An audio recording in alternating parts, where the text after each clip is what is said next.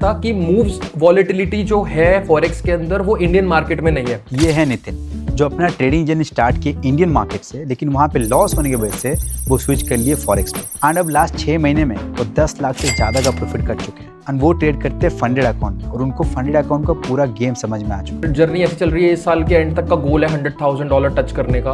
उनको मैंने अपना चैनल पे बुलाया टू शेयर एवरीथिंग। तो आज वो शेयर करेंगे एक फंडेड अकाउंट को पास करने के लिए उनका रिस्क मैनेजमेंट का सीक्रेट क्या है, कौन सा ट्रेडिंग स्ट्रैटेजी यूज़ करते हैं, किस बेसिस पे वो ट्रेड करते हैं। अगर एक बिगिनर फॉरेक्स ट्रेडिंग स्टार्ट करने जा रहा है तो उसके लिए एक रोड मैप क्या होगा। तो चलो बिना देरी के स्टार्ट करते हैं। Okay Nitin ji, welcome to the channel. आप अपने बारे में थोड़ा सा बताओ, कौन से सेगमेंट में ट्रेड करते हो, कब से ट्रेड कर रहे हो, कितना पे आउट्स अभी तक आप लिए हुए हो। ट्रेडिंग करते हुए तो मुझे काफ़ी टाइम हो गया है। मैंने 2019-20 में ट्रेडिंग स्टार्ट कर दी थी during the corona times. And मैंने इंडियन मार्केट से स्टार्ट किया था, जैसे कि सब स्टार्ट करते हैं इंडियन मार्केट से। तो इंडियन मार्केट के अंदर तो इतना कुछ बात बनी नहीं। मैंने 6-8 महीने इंडियन मार्केट में ट्रेड करा, कुछ लॉसेस किए। देन उसके बाद फिर मैंने कुछ टाइम के लिए ट्रेडिंग बंद कर दी थी। और इंडियन मार्केट से भी पहले मैं बाइनरी ट्रेडिंग भी करता था, क्योंकि इनिशियली एक्सपोजर ही उससे होता है लोगों का, जो बाइनरी ट्रेडिंग होती है। देन 2022 में मैंने एक्चुअली में फॉरेक्स ट्रेडिंग स्टार्ट की थी। मैंने करेंसी ट्रेड करना स्टार्ट किया था। एंड डिफरेंट डिफरेंट ब्रोकर्स के साथ मैंने स्टार्ट किया था, इनिशियली प्रॉफर्म्स के साथ स्टार्ट नहीं किया था। तो 2022 में मैंने जब इसको स्टार्ट किया तो मैंने पुश किया अपने आप को। 2022 ऐसे निकल गया लॉसेस में। 2023 के अंदर मुझे थोड़ी प्रॉफिटेबिलिटी दिखी। तो 2023 में मैंने अपनी मैं जॉब करता था 2022 21-22 तक। तो मैंने जॉब छोड़ दी थी, 2023 में जॉब छोड़ दी थी। एंड देन उसके बाद मैंने फुल टाइम ट्रेडिंग स्टार्ट कर दी थी। थोड़ा घर वालों का सपोर्ट भी था, तो फुल टाइम ट्रेडिंग मैं स्टार्ट कर पाया। देन उसके बाद तब भी मैंने रियल अकाउंट से ही स्टार्ट किया था। मैंने फंडिंग अकाउंट का कोई इतना लेना देना था नहीं तब भी। तो पता था फंडिंग अकाउंट्स होते हैं, बट इतना कुछ पता नहीं था उसके बारे में। देन रियल अकाउंट से ट्रेडिंग स्टार्ट की, कभी $100 के अकाउंट से, कभी $500 के अकाउंट से, ऐसे स्टार्ट की, अपने खर्चे निकाले ट्रेडिंग से। देन मेनली जो प्रॉफिटेबिलिटी आई वो 2024 में आई, जब फंडिंग अकाउंट्स भी पास होना स्टार्ट हुए। बट पे आउट स्टेज तक तब भी नहीं पहुंच पाया था। सबसे पहला पे आउट आया 2025 के अंदर। एंड 2025 में जब पहला पे आउट आया, उससे पहले तो रियल कैपिटल से ही सब कुछ चल रहा था। देन पे आउट आया, पे आउट के बाद फिर कॉन्टिन्यूसली पे आउट आए। तो अभी तक तो मेरा पहला पे आउट अभी 2025 नवंबर में ही आया था। एंड तब से लेकर अभी तक $10,000 के मैं पे आउट ले चुका हूँ। एंड अभी जर्नी ऐसी चल रही है, इस साल के एंड तक का गोल है $100,000 टच करने का, और वो आराम से टच हो जाएगा। पूरा प्लान है उसका कि कैसे $100,000 को टच करना है। एक बार गेम समझ आ जाती है तो ईजी हो जाता है वो सारी चीज़ें। 6-8 महीने में ओवरऑल आप $10,000 का अभी तक $10,000 अप्रॉक्स का पे आउट मैं ले चुका हूँ अभी तक। Very nice, very good. आप जब इंडियन मार्केट में ट्रेड कर रहे थे, एक पॉइंट बताइए मेरे को जिसके वजह से आप फॉरेक्स में स्विच हुए। मतलब आपको लगा कि इसी एक रीजन की वजह से मैं फॉरेक्स में जाना चाहिए और कुछ दूसरा कुछ रीजन नहीं है। सबसे बड़ा मेन रीजन जो मेरे लिए था वो था low entry barrier and less capital which is needed in forex as compare to Indian market. Indian market के अंदर you need to have much capital because leverage बहुत कम है। जैसे कि आपको पता 5x की लेवरेज मिलती थी उस टाइम पर, अब तो पता नहीं मुझे कितनी मिलती है। इक्विटी में 5x मिलती है। हाँ, 5x की लेवरेज उस टाइम पे थी। तो मेन रीजन मेरा ये था फॉरेक्स में शिफ्ट होने का कि यहाँ पे मैं मिनिमम कैपिटल से स्टार्ट कर सकता हूँ, प्रॉफिट पोटेंशियल बहुत ज्यादा है, प्लस मूव्स बहुत ज्यादा आ रहे हैं, और 24/7 मार्केट चल रही है। तो मैं इवनिंग में भी ट्रेड कर सकता हूं। मतलब मेरा मेन ये था कि उसके अंदर तो सुबह 9 बजे उठ के शाम के 3 बजे तक ही ट्रेड कर सकते थे, बट यहाँ पे हम इवनिंग में ट्रेड कर सकते थे, मॉर्निंग में कभी भी ट्रेड ले सकते थे। मतलब चार्ट हमारा स्मूथ चल रहा है, कोई गैप अप्स नहीं है, कोई गैप डाउन नहीं है बीच में, एकदम स्मूथ चार्ट चल रहा है। तो ये चीज मेरे को थोड़ा फैसिनेट करी फॉरेक्स के अंदर, एंड इस वजह से, इस इजीनेस की वजह से मैं फॉरेक्स में शिफ्ट हुआ। लेकिन ये भी तो डिसएडवांटेज भी तो है ना कि आप सुबह से लेके आप रात तक वही चार्ट्स को देखेंगे। इंडियन मार्केट में आपको पता है 9:15 से 3:30 में खत्म। लेकिन आप फॉरेक्स में जब ज़्यादा एक्सपोजर मिल रहा है, ज़्यादा चार्ट्स देख रहे हैं, तो वो ट्रेडिंग वगैरह भी तो होते हैं ना बहुत सारे ट्रेडर्स का। वो भी आपके साथ हुआ होगा या क्या? बिल्कुल, स्टार्टिंग में ओवर ट्रेडिंग हुआ। इस वजह से ही ओवर ट्रेडिंग हुआ कि पूरे दिन मार्केट चल रही है, क्योंकि एडवांटेज है तो डिसएडवांटेज भी है। जैसे कि आपने बताया मुझे, पूरे दिन तो वैसे भी ट्रेड नहीं करना चाहिए, क्योंकि अगर पूरे दिन ट्रेड करेंगे, ओवर ट्रेड करेंगे, सारी चीजें लॉस कर देंगे हम। बट मेनली ये रीजन था कि मूव्स वॉलेटिलिटी जो है फॉरेक्स के अंदर वो इंडियन मार्केट में नहीं है। अब हमें पता है यहाँ पे न्यूयॉर्क सेशन के अंदर मूव आना ही आना है, राइट? कि मार्केट ओपन होगी, कोई न्यूज आएगी, मूव आएगा, देन उसके बाद हम अपना मूव कैप्चर कर सकते हैं, प्रोबेबिलिटी बढ़ गई मूव आने की। बट इंडियन मार्केट के अंदर ऐसा तो है नहीं कि डेली न्यूज आ रही है या फिर डेली मूव्स आ रहे हैं। वहां पे क्या है कि छोटा सा मोमेंटम आपको कैच करना पड़ता है, एंड मेनली बंदे स्कैल्पिंग ज्यादा करते हैं इंडियन मार्केट में। मैं स्कैल्पर रहा नहीं हूँ शुरू से। मैं रहा हूँ एक डे ट्रेडर जो एक हाई टाइम फ्रेम्स पे थोड़ा ट्रेड करता है, 15 मिनट, 30 मिनट, 1 आवर के टाइम फ्रेम्स पे। तो मेरे को वो चीज सेट नहीं बैठ रही थी उस टाइम पे। तो ये रीज़न था यहाँ पे शिफ्ट होने का फॉरेक्स में। बाकी यहाँ स्टार्टिंग में लॉसेज हुए, ओवर ट्रेडिंग भी हुई, बट अब कंट्रोल हो गई है वो सारी चीज़ें। अब पता लग गया है कब मूव आना है और कब ट्रेड करना है, और उसके अलावा कब चार्ट नहीं देखना। सो वो सारी चीज़ें मैनेज हो गई बाद में। ठीक है, हम लोग स्ट्रैटेजी पार्ट पे चलेंगे, डिस्कस करेंगे सेटअप के ऊपर। लेकिन एक बार अगर आप होगा तो अपना डैशबोर्ड अगर शो करोगे, कैसे पे आउट सर्टिफिकेट या कैसे भी। या डेफिनेटली मैं आपको अपना रीसेंट डैशबोर्ड, अपना रीसेंट जो अभी मैंने फंडेड स्क्वाड से अभी मेरा जो है चल रहा है जो, so this is my funded squad dashboard. और अभी मेरा करेंटली ये अकाउंट 1 जो एक्टिव है, ये आप देख पा रहे हो, ये चल रहा है। इसके पहले आप देख सकते हो मैंने कितने अकाउंट ब्लो भी करे हैं। तो अकाउंट फेल होना बहुत ज़रूरी है, ठीक है। कुछ भी ऐसा नहीं होता कि हमें पास ही पास होते हैं। अभी ये मेरा डैशबोर्ड है। अभी इसके अंदर मैं एक पे आउट इससे लॉक ऑलरेडी कर चुका हूँ, ये मेरा दूसरा पे आउट इससे मैं लॉक करने वाला हूँ इसी हफ्ते। पिछले हफ्ते मैंने इससे एक $1300 का पे आउट लॉक किया था। इस हफ्ते मैंने यहाँ से ये पे आउट लॉक किया है, और ये मेरी थोड़ी ट्रेडिंग हिस्ट्री रही है इसकी। और अगर मैं अपने विड्रॉल्स दिखाऊँ आपको इसमें, तो एक मेरा इसमें अभी ये लास्ट वीक विड्रॉल अप्रूव हुआ था, ये $1200 का। एंड अभी मैं इससे ये वाला रिक्वेस्ट करूँगा। एक सबसे पहला सर्टिफिकेट तो मेरा ये वाला था जो मैंने लिया था 4 अप्रैल को, 28 अप्रैल को पहला पे आउट आया था फंडेड स्क्वाड से। देन दूसरा पे आउट मेरा आया यहाँ से 29 मई को। एंड देन अब तीसरा पे आउट मेरा जो लॉक होगा वो जून में लॉक होगा। एंड देन उसके बाद फिर मैं थोड़ा इस पे लॉट साइज इंक्रीज करके, थोड़ा अकाउंट साइज इंक्रीज करके, थोड़ा बड़े कैपिटल की तरफ एम करूंगा। देख रहा था आपका वीडियो, कुछ बिटकॉइन वगैरह में भी आप पे आउट्स वगैरह उठाए थे। राइट। अभी मैंने प्रॉप फंडेड एआई से पे आउट निकाले हैं, तो वहाँ से अभी मैंने 2 पे आउट लिए। एंड इससे पहले मैंने फंडेड स्क्वाड से अपने 3 पे आउट लॉक किए हैं, लूसिड से मैंने 3 पे आउट लॉक किए हैं, एंड इसके अलावा फंडिंग टिक से मैंने 1 पे आउट लॉक किया है। पे आउट्स मेरे को एक बार शेयर कर दीजिएगा सो दैट मैं। बिल्कुल मैं आपको सारे सर्टिफिकेट शेयर कर दूंगा, यू कैन शो। जैसे अगर कोई यहाँ पे वीडियो देख रहा है, अगर बिगिनर है, अभी मतलब फॉरेक्स ट्रेडिंग वो स्टार्ट ही भी नहीं किया है, बस थोड़ा बहुत रूल्स वगैरह जानता है, क्या है सब कॉन्सेप्ट वगैरह, पेयर्स वगैरह सब समझता है, अभी शुरुआत करने वाला है, तो उसके लिए आप क्या सजेस्ट करोगे, सीएफडी या फ्यूचर, और क्यों? मेरे हिसाब से सीएफडी से स्टार्ट करना चाहिए, क्योंकि फ्यूचर्स थोड़ा सा लाइक एक एक्सपर्ट साइड पे आ जाता है, एक्सपीरियंस साइड पे आ जाता है फ्यूचर्स ट्रेडिंग। उसके अंदर आपका ट्रेलिंग ड्रॉडाउन होता है, और उसमें थोड़ा रिस्क मैनेजमेंट आपको देख के करना पड़ता है। एक नया बंदा उसको चीज़ों को समझ नहीं पाएगा जल्दी।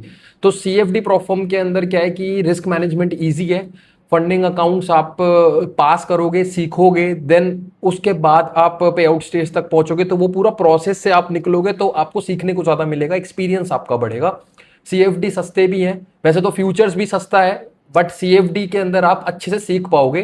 तो मेरे हिसाब से अगर कोई नया बंदा है तो उसको एटलीस्ट 3 महीने 4 महीने सीएफडी करना चाहिए, एक पे आउट लेना चाहिए, पे आउट लेने के बाद देन फ्यूचर्स पे शिफ्ट होना चाहिए। लेकिन अगर आप रिकमेंड करोगे, बेहतर कौन सा है, विच इज़ बेटर, सीएफडी और future? Futures is better because उसमें इन्वेस्टमेंट कम है, उसमें रिटर्न पोटेंशियल बहुत ज़्यादा है। तो बस एक कुछ 2 लाइन पे बताइए मेरे को, फ्यूचर में स्केल क्यों किया जा सकता है, सीएफडी में क्यों नहीं? क्योंकि फ्यूचर्स के अंदर आप ये सोचो कि $50,000 का अगर आप एक अकाउंट लेते हो, तो ऐसे आप 5 अकाउंट खरीद सकते हो $50,000 के, और आप उनको कनेक्ट कर सकते हो एक साथ। तो एक अकाउंट में जो ट्रेड लोगे वो 5 में लग जाएगा। बट सीएफडी के अंदर ऐसा नहीं है। अब मान लो आप $50,000 के 5 अकाउंट्स खरीदते हो फ्यूचर्स में, तो आपकी $2,50,000 की आपको इन टोटल फंडिंग मिल गई, राइट, 5 अकाउंट से। बट अगर सीएफडी में जाओगे तो आपको 250K का एक अकाउंट खरीदना पड़ेगा, जो कि नहीं होता। 200K का मैक्स अकाउंट होता है मोस्टली सीएफडी प्लेटफॉर्म्स में, जिसका भी अमाउंट होता है वो होता है $1,500 $1,200 का एक 200K का अकाउंट मिलता है। बट सीएफडी के फ्यूचर्स के अंदर 250K की फंडिंग आपको $400 की मिल जाएगी, राइट। तो ये फर्क है। बस प्राइस कम है लेकिन रूल्स भी है, जिसके वजह से शुरुआत में आप बना किए। हाँ, मेन रूल्स है, और मेन क्या है कि फेल होने के चांसेस फ्यूचर्स में बहुत ज्यादा है as compare to CFD, right. तो उसमें आपका अगर आप 5 अकाउंट खरीद रहे हो तो रेडी रहना कि वो 5 अकाउंट जा भी सकते हैं आपके। तो इसलिए आप बोले कि एक बार बंदा सीएफडी में अगर एंट्री करता है तो उसको पूरा रूल्स एंड कॉन्सेप्ट समझ में आता है, मार्केट को समझता है, देन उसके बाद अगर फ्यूचर जाता है तो वो अपना स्केल करने के लिए प्लान करता है। एग्जैक्टली। लेकिन मेरे दिमाग में एक क्वेश्चन था कि जैसे आप ट्रेलिंग ड्रॉडाउन का बारे में बात किया, लेकिन ट्रेलिंग ड्रॉडाउन क्या हर प्लेटफॉर्म्स में वो ट्रेल होते रहते हैं, एक लेवल पे आके रुकते हैं? नहीं तो आप जितना प्रॉफिट बनाते रहोगे तो वो ट्रेल होते रहेंगे, तो एक तो डिसएडवांटेज हुआ। ये रुकते हैं एक पॉइंट पे आके। अगर मैं बात करूं फ्यूचर्स की तो फ्यूचर्स में भी रुकते हैं। अगर मैं बात करूं सीएफडी की तो सीएफडी के अंदर डिपेंड करता है कि क्या वो प्लेटफॉर्म आपको स्टैटिक ड्रॉडाउन दे रहा है या फिर ट्रेलिंग ड्रॉडाउन दे रहा है। अगर उसका ट्रेलिंग ड्रॉडाउन है तो वो ट्रेल करता रहेगा जितना भी आप प्रॉफिट बनाते रहोगे। बट अगर उसका स्टैटिक ड्रॉडाउन है या फिर अगर उसका एक डायनामिक ड्रॉडाउन है कि वो एक पर्टिकुलर पॉइंट पे आके रुक जाएगा, तो फिर वो रुक सकता है। बट फ्यूचर्स के अंदर वो कंप्लीटली रुक जाता है ट्रेलिंग। अगर आप फॉर एग्जाम्पल $50,000 का अगर आपका अकाउंट है, आपने उस पर $3,000 बनाया, आपका $53,000 हो गया वो, राइट। नाउ आप जब अपना पहला पे आउट लोगे तो आपका ड्रॉडाउन $50,000 पे लॉक हो जाएगा। उसके बाद अगर आप उस पर $60,000 भी बना दो तो भी कोई दिक्कत नहीं है, आपका ड्रॉडाउन $50,000 पे ही लॉक हो जाएगा। अंडरस्टूड। तो ये लॉक नहीं हो जाता, जब पे आउट उठा लिए एक स्पेसिफिक पॉइंट पे आके वो लॉक हो जाएगा 50, हाँ, वो ब्रेक इवन पे लॉक हो जाता है। ओके। हम लोग ट्रेडिंग स्ट्रैटेजी भी जाएंगे, लेकिन मैं जब रिसर्च करा था आपके ऊपर, आप एक बात बोले थे कि जब फ्यूचर में आप ट्रेड करते हो, यहाँ पे रिस्क रिवॉर्ड उतना ज़्यादा मैटर नहीं करता है। आप ये बोल रहे थे कि आप 0.5 या 0.25 में ट्रेड करोगे तो आप लूप में रह जाओगे 2-3 महीने के लिए। प्लीज़ मेरे को एक्सप्लेन करिए। I know the formula, but मैं आपसे सुनना चाहता हूँ आप क्या चीज़ है। ओके, सो ये मैंने इसलिए बोला था क्योंकि मैं खुद एक उस स्टेज से निकल के आया हूँ जिसके अंदर मैं कम रिस्क करता था। लाइक फॉर एग्जांपल, अगर मेरा कोई फंडिंग अकाउंट है तो उसमें मैं 0.25 0.5 अगर रिस्क करता हूँ, राइट, तो उसमें क्या है कि मेरे को बड़ा रिस्क टू रिवॉर्ड चाहिए होगा इन ऑर्डर टू गेट 1% और 2%। अगर मैं 0.5 रिस्क कर रहा हूं तो मेरे को एटलीस्ट 1:3 का रिस्क टू रिवॉर्ड चाहिए 1.5% बनाने के लिए, राइट। वहीं अगर मैं 1% या 2% रिस्क कर रहा हूं और मैं उसके अंदर 1-to-1 भी निकाल रहा हूं तो भी मेरा जो एक गेन होगा वो कितना होगा, अराउंड 1.5 या 2% में आराम से निकाल सकता हूं 1% रिस्क करके। नाउ अगर आपके पास स्ट्रैटेजी है, अगर आपको पता है कि मेरी स्ट्रैटेजी वर्किंग है, मेरे 10 में से 6 ट्रेड प्रॉफिट में होते हैं, तो मेरे हिसाब से 0.5 या 0.25 रिस्क करना उस केस में बेवकूफी होगी। आपको थोड़ा सा एक्सट्रीम रिस्क करके अपना चैलेंज पास करके पे आउट अपना फंडेड स्टेज तक पहुंचना चाहिए। फंडेड स्टेज में आप लेस रिस्क करो, बट इवैल्यूएशन में आप थोड़ा ज्यादा रिस्क करके उसको पास करो। क्योंकि मैंने काफी लोगों को देखा है, इवन मैं खुद 2-2 महीने 3-3 महीने एक फंडिंग अकाउंट को लेके बैठा रहता था जिसका कोई पर्पस नहीं है। अगर आप एक $10,000 का अकाउंट लेट सपोज खरीद रहे हो, मोस्टली $5,000 और $10,000 का लोग अकाउंट खरीदते हैं जिसकी वैल्यू होती है $50 और $60। अब आप एक $50 के अकाउंट को 2 महीने लेके बैठोगे 0.5 और 0.25 रिस्क करके, तो आप खुद सोचो आपका कितना टाइम वेस्ट हो गया उस $50 के अकाउंट पे। आपका जो प्रॉफिट पोटेंशियल है जो आप बना सकते थे थोड़ा हैवी रिस्क करके, वो सारा जा चुका है। चलो ठीक है, मैं ये कह रहा हूं कि अकाउंट आपका उड़ सकता है, तो क्या हो गया, $50 की तो इन्वेस्टमेंट है। You need to have some investment with you in order to sustain in perform space, क्योंकि आपको थोड़ा सा इन्वेस्ट करके ही पे आउट लेना पड़ेगा, राइट। ऐसा नहीं है कि एक अकाउंट लिया वही पास होगा, वहीं से पे आउट आएगा, उसी को रिसाइकल करोगे, ऐसा कभी नहीं होता। You have to invest, then आपको देखना है कि मैंने कितना इन्वेस्ट करा, कितना पे आउट लिया मैंने इससे, वही गेम होती है प्लस माइनस की। तो इसलिए मैंने बोला कि आपको थोड़ा सा हैवी रिस्क करके इवैल्यूएशन में अपना फंडेड स्टेज तक पहुंचना चाहिए, देन उसके बाद आपको थोड़ा लेस रिस्क करके उससे पे आउट लेना चाहिए। मैंने जब अभी कुछ पॉडकास्ट वगैरह में लिया है, मैं आपसे भी यही चीज़ सीखा हूँ कि प्रॉफॉर्म कॉन्सेप्ट ही मिल्किंग का कॉन्सेप्ट है। आप जितना चाहे उससे निकाल सकते हो। अगर आप यहाँ पे अगर सोचो कि एक अकाउंट से मैं बहुत बड़ा बनूंगा 5 लाख को, फिर उसी को बड़ा करूंगा, वो कभी ग्रोथ नहीं होता है। यही है सिंपल फंडा। मतलब आप यही बोलना चाह रहे हो कि 5 लाख से पैसा बनाए तो री इन्वेस्ट बड़े अकाउंट में, फिर अब री इन्वेस्ट करो, उसको स्केल करके भी बड़ा करो। एग्जैक्टली वही प्रोसेस है ना। मैं मैथ्स के ऊपर थोड़ा बात करेंगे। अगर आप बोल रहे हो कि 1:1 पे हम लोग ट्रेड करेंगे एंड 2% का मैं रिस्क मान लेता हूँ, ठीक है, तो आपका ये कहना है कि 2% मैंने रिस्क लिया तो मैंने फर्स्ट ट्रेड, मेरा एग्जांपल प्रॉफिट हो गया, फर्स्ट ट्रेड आपका प्रॉफिट हो गया तो आप बहुत ठीक हो, 2% आप गेन में हो। क्योंकि ओवरऑल मैंने देखा हुआ है जितना फेज 1 पे शायद 8% या 10% ऐसा कुछ होते हैं, राइट। तो आपको मिनिमम 4 ट्रेड ठीक करना पड़ेगा रेगुलरली 8% पाने के लिए। तो आप दो करके कंटिन्यू करोगे या 2% के बाद आप रिस्क अपना बढ़ाते हो? नहीं, मैं 2-2 करके ही करता हूँ मोस्टली। लाइक 2% रिस्क करा और उस पर 2.5% बनाया या 3% बनाया। 2% रिस्क करके 3% बनाना मेरे हिसाब से लो हैंगिंग फ्रूट है, राइट। अगर आप 2% रिस्क करके 6% बनाने की कोशिश करोगे वो मुश्किल है, पर 1:1.5 अचीव करना बहुत आसान है। तो इसलिए मैं 2% रिस्क करके 2.5% बनाऊंगा एंड ऐसे मैं 3 क्वालिटी ट्रेड्स लूंगा प्रॉपर A+ सेटअप के साथ। एंड चांसेस बहुत ज्यादा है कि 60 से 70% चांसेस है कि वो 3 ट्रेड मेरे सक्सेसफुल होंगे, राइट, अगर मैं उस पर रिस्क कर रहा हूं तो ये मेरा एक पूरा मेथड होता है किसी भी फंडिंग अकाउंट को पास करने का इनिशियली। अब मान के चलिए फर्स्ट ट्रेड मैंने ट्रेड किया, सेकंड ट्रेड मेरा नेगेटिव चला गया, थर्ड ट्रेड नेगेटिव चला गया, फिर आगे नेगेटिव में आ गए, तो वो भी तो कहीं ना कहीं लूप है कि नहीं है? मतलब मैं जानना चाहता हूँ आपसे। बिल्कुल एक लूप है, वो भी एक लूप है। और लाइक बट प्रोबेबिलिटी की अगर बात करें तो चांसेस बहुत ज़्यादा हैं कि कोई ना कोई ऐसे कॉन्जिक्यूटिव 2 ट्रेड्स होंगे या 3 ट्रेड्स होंगे जो आपके प्रॉफिट में जाएंगे ही जाएंगे ऐसे चल के, राइट। और अगर आपके लूजिंग स्ट्रीक लग गई, let suppose 2 3 trade 4 trade loss में चले गए, so you have to accept it, that is the simple game. कि आपको एक्सेप्ट करना पड़ेगा कि ठीक है भाई, इस वाले चांस में ये वर्क नहीं करा, I have to buy another account, या फिर I have to take this account like upward, या फिर आपको अपना थोड़ा सा रिस्क टू रिवॉर्ड हल्का सा बढ़ाना पड़ेगा, 1:1.5 तक लेके जाना पड़ेगा।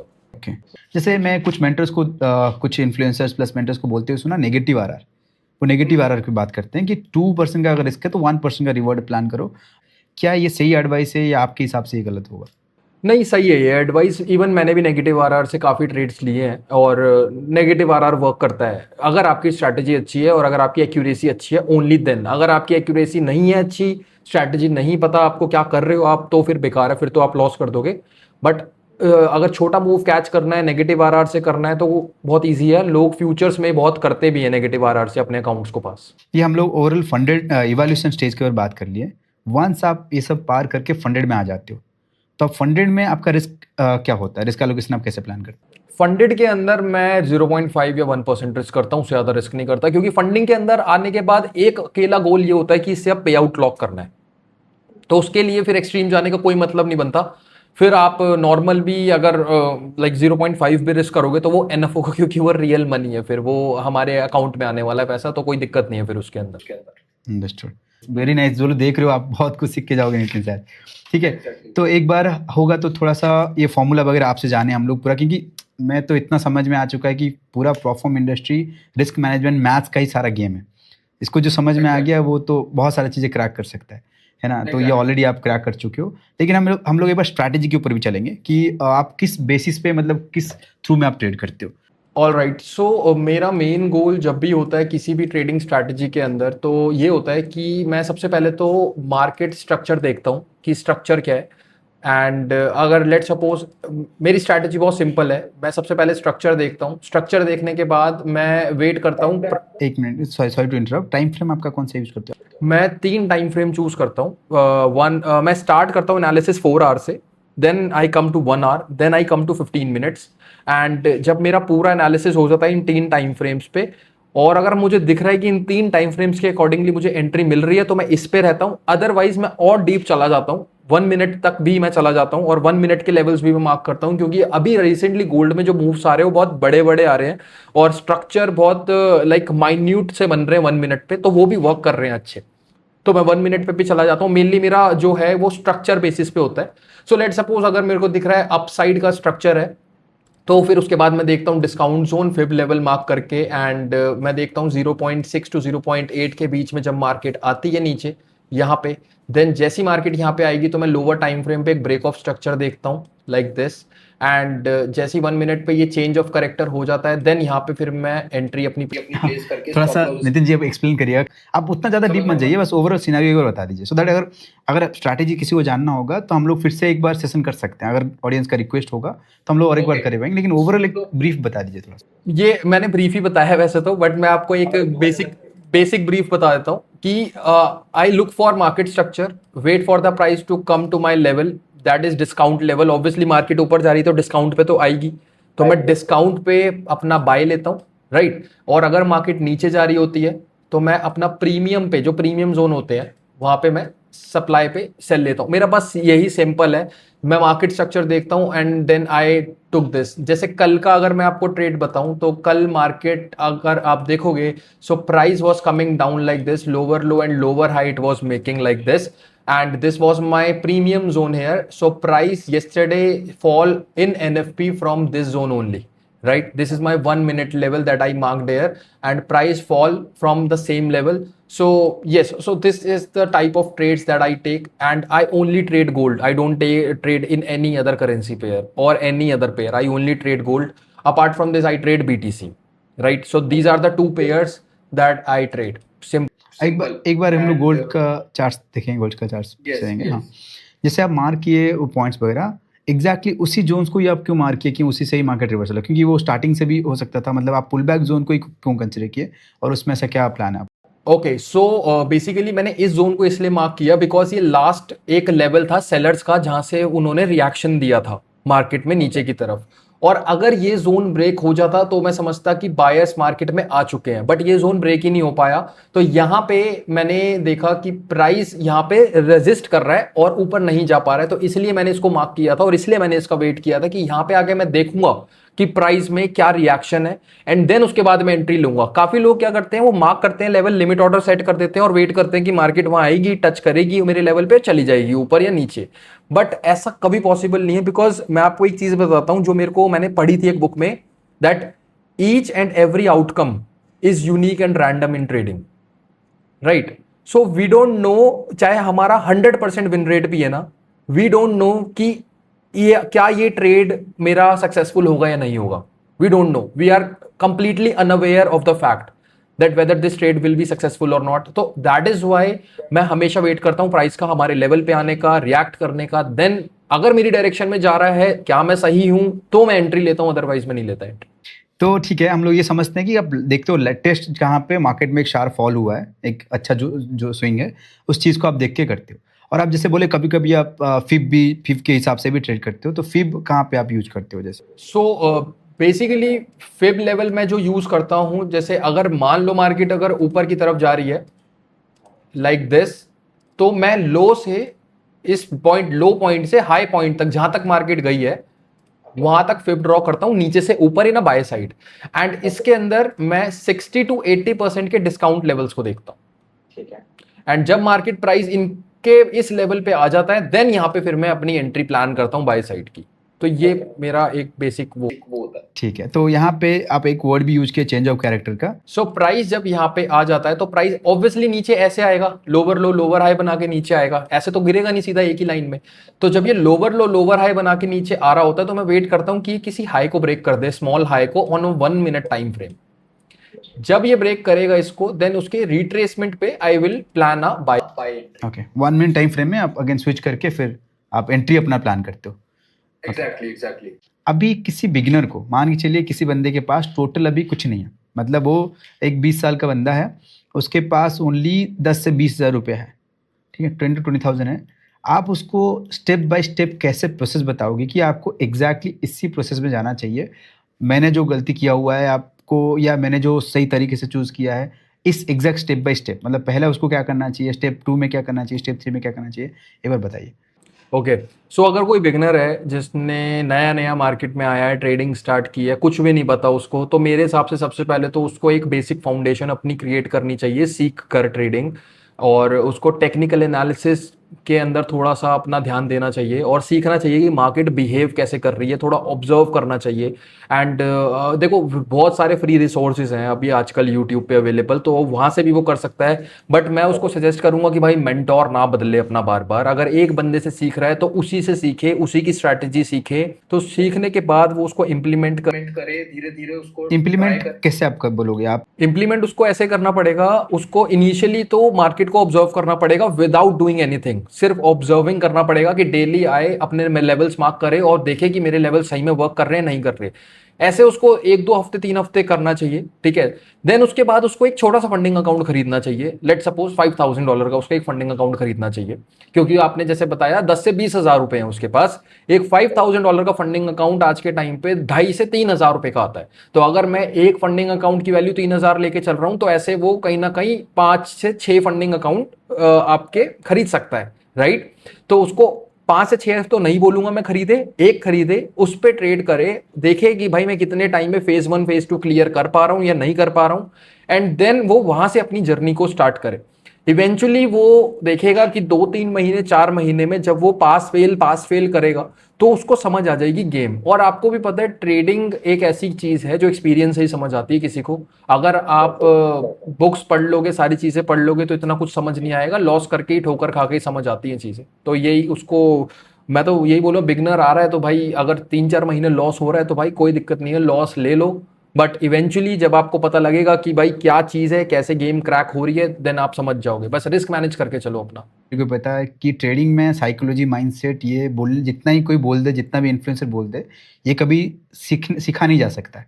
ये ओनली बार बार माथा पीट के आके मार्केट में सर पीट के गलती कर करके खुद का हाथ जला के तभी हम सीख पाएंगे। माइंडसेट ओनली अर्न मार्केट से ही बनेगा, और वही सबसे बड़ा गुरु है। और ट्रेडिंग की एक बेस्ट बात मैं आपको बताता हूँ, जो बंदा ट्रेडिंग में आ गया एक बार और उसको पता लग गया कि भाई यही चीज़ है जो मेरे को आगे लेके जा सकती है, और वो गिव अप नहीं कर रहा, वो कहीं ना कहीं से भी पैसे अरेंज कर लेगा ट्रेडिंग के लिए। वो कहीं ना कहीं से भी, अगर आपकी जेब में अभी कुछ भी नहीं है ना, और अगर आप ट्रेडिंग में आ गए और आपका पैशन है, मतलब पैशनेटली कर रहे हो, सिर्फ पैसे के लिए नहीं कर रहे, पैशनेटली कर रहे हो, तो आप कहीं ना कहीं से पैसे जुगाड़ कर ही लोगे। और ये हर ट्रेडर की कहानी है, वो कहीं ना कहीं से कुछ ना कुछ जुगाड़ कर लेता है। अभी मैं आपको एज ए प्रोफेशनल ट्रेडर मैं आपसे एक क्वेश्चन पूछूंगा, जो भी ऑलरेडी ट्रेडिंग कर चुके हैं, अभी फॉरेक्स ट्रेडिंग में कर रहे हैं, लेकिन वो स्केल नहीं कर पा रहे। मतलब वो जो $5,000 से वो कर रहे थे 7 महीने पहले, आज ही वो $5,000 से चल रहे हैं और अभी ग्रो नहीं कर रहे। आप अपना एक्सपीरियंस से मेरे को बताइए, कोई बंदा स्केल कैसे करेगा? मतलब मान के चलिए आप जैसे बोले अभी $5,000 से उसको 15,000 का प्रॉफिट हुआ, व्हाट इज द नेक्स्ट गोल? उसका क्या प्लानिंग है नेक्स्ट का? अगर उसको $1,500 का प्रॉफिट हो गया है, तो मेरे हिसाब से उसको पूरा का पूरा प्रॉफिट या फिर उसका 80% तो एक $25,000 के अकाउंट में डालना चाहिए। डायरेक्ट 5,000 25,000? मतलब 5,000 या फिर 10,000 भी ले सकता है, कोई दिक्कत नहीं है, बट मैं सजेस्ट करूंगा 10,000 ना लेके 25,000 ले, ताकि थोड़ा सा ना उसका एक्सपोजर ज्यादा मिल पाए उसको, राइट। $25,000 का अकाउंट भी ज्यादा महंगा नहीं आता है, तो $25,000 का अकाउंट लेना चाहिए, एंड देन फिर वहां से स्केल करना चाहिए। स्टार्टिंग के अंदर सारी इन्वेस्टमेंट स्केलिंग पे होनी चाहिए, कि जो भी पे आउट आए सीधा लगा दो मार्केट के अंदर और स्केल करने पे ध्यान दो। एक पॉइंट ऑफ टाइम में उतना ज़्यादा आपको रिटर्न आएगा, बहुत कम परसेंटेज। मतलब आप मान के चलो आपके पास $100,000 का है, 1% भी आप बहुत ज़्यादा वैल्यू उसका मायने रखता है। एग्जैक्टली। लेकिन एक बात है मेरा कि आपको कितना लगता है जनरली एक बंदे का 60% विन रेट है, आप 1:1 1:1.5 वो लेता है। अगर मैं हिसाब सिंपल लगाता हूँ, आपको इतना आपका एक्सपीरियंस बता रहा हूँ, क्योंकि मैथ्स कैलकुलेशन करना बहुत ईजी लगता है कि ये वो हो जाएगा। लेकिन आपको क्या लगता है, इतना एक्सपीरियंस है कि कितना अकाउंट बंदा लेता है, कितना उड़ता है, कितना रहता है उसके पास? मतलब अगर 3 अकाउंट लेता है, 5 अकाउंट लेता है, आपको पता है कि मैं अभी तक मेरे एक्सपीरियंस से बता रहा हूँ, इतना अकाउंट तो उड़ेंगे ही उड़ेंगे और इतना रहेंगे ही रहेंगे ऐसे। मैं आपको बता देता हूँ भाई, कि अगर मैं अपनी बता देता हूँ, अगर मैं 10 अकाउंट खरीद रहा हूँ, तो 10 में से मेरे 4 या 5 उड़ेंगे, 5 से मैं निकाल लूंगा पे आउट, तो मेरा 50-50% का ही रहता है, राइट। क्योंकि मैं अग्रेसिव जाता हूँ थोड़ा इवैल्यूएशंस के अंदर। अगर मैं उसमें भी बहुत लीनियंट जाऊँ, सारी चीज़ें थोड़ा सा और लाइक टाइम देके करूँ, तो शायद मेरे 5 भी ना उड़े, जो रिमेनिंग है 2-3 ही उड़े। डिपेंड करता है कितने अग्रेसिव जा रहे हो आप। बट अगर आप 10 अकाउंट खरीद रहे हो, तो 5 आपके उड़ सकते हैं, पॉसिबिलिटी ज़्यादा है, 6 भी उड़ सकते हैं। बट 4 जो आपके रह गए, उससे जो आप पे आउट लोगे, वो पूरा रिकवर कर देगा आपकी इन्वेस्टमेंट को, जो भी आपने लगाई है। बहुत बहुत कुछ समझ में आया आपसे आज, बहुत कुछ सीखने मिला। ऑफ कोर्स बहुत लोगों को सीखने मिला होगा। लेकिन लास्ट क्वेश्चन पूछूंगा, अगर आप टाइम ट्रैवल करके आप फिर से अगेन 2023 में चले जाते, 22 तो आपका इंडियन मार्केट में चला गया, चलो इंडियन मार्केट में ही चले जाते हैं, 2022 में फिर से आप चले जाते, उस यंगर नितिन को आप क्या एडवाइस देना चाहोगे? कुछ सीक्रेट, आप अभी तक इतना साल में कुछ सीक्रेट आपको पता होगा जो आपको 2022 में नहीं पता था? यार सीक्रेट मैं एक चीज बोलूंगा, जो उस टाइम पे था नहीं था और अब है, लाइक उस टाइम पे था और अब नहीं है, वो है डर। उस टाइम पे डर था थोड़ा, कि ये चीज चला गया तो, ये अकाउंट चला गया तो मैं कैसे आगे लेके जाऊंगा, ये इसके बाद क्या होगा अगर ये चला गया तो ये डर निकाल दो कि भाई ये चला गया तो क्या होगा, भाई वो चला गया तो कुछ और भी हो जाएगा, ठीक है। तो वो डर अब नहीं है मेरे अंदर कि भाई अगर ये अकाउंट चला गया तो क्या होगा। तो मैंने जब से वो डर निकाला है ना, तब से चीजें ऑटोमेटिकली ठीक हो गई हैं, ठीक है। तो ये सीक्रेट चीज है जो मैं, मेरे हिसाब से, वैसे तो ये बहुत कॉमन है, बट ये सीक्रेट है मेरे लिए कि वो डर मैंने हटा दिया। मेरे एक नोन में एक ट्रेडर है, he is only 20 years old, he is taking पे आउट्स लाइक मोर देन $20,000-30,000, 20 साल का लड़का है। मैंने जब उससे पूछा ना, मैंने उससे बात करी, मेरे इंस्टा पे उसका इंटरव्यू भी है, तो मैंने उससे बात करी कि कब से ट्रेड कर रहा है। उसने मेरे को बताया वो 15 साल की उम्र से ट्रेड कर रहा है, 15-16 साल की उम्र से। आप खुद सोचो, अब जब वो 16 साल का था तब से ट्रेड कर रहा है, 20 में पे आउट लेने लगा, 16 17 18 19 20, 4 साल उसने दिए। हाँ भले ही उसने जल्दी स्टार्ट किया, बट 4 साल भी तो दिए ना उसने। तो मैंने आज तक, अभी तक, लाइक जब से मैंने ट्रेडिंग स्टार्ट की है, कोई ऐसा बंदा नहीं देखा जिसने ट्रेडिंग स्टार्ट की हो 2-3 महीने में ही वो प्रॉफिटेबल ट्रेडर बन गया हो। You have to give at least 1 to 2 years, और अगर दे सकते हो तो ही आना इस लाइक इंडस्ट्री में, otherwise there is no point, क्योंकि बहुत लंबा रास्ता होता है और बहुत मुश्किल रास्ता होता है, और बहुत लोग भी छूट जाते हैं, और डिप्रेशन, एंजाइटी, बहुत सारी चीज़ें होती हैं एज अ ट्रेडर। आपको तो पता ही है कि कितनी सारी चीज़ें होती हैं।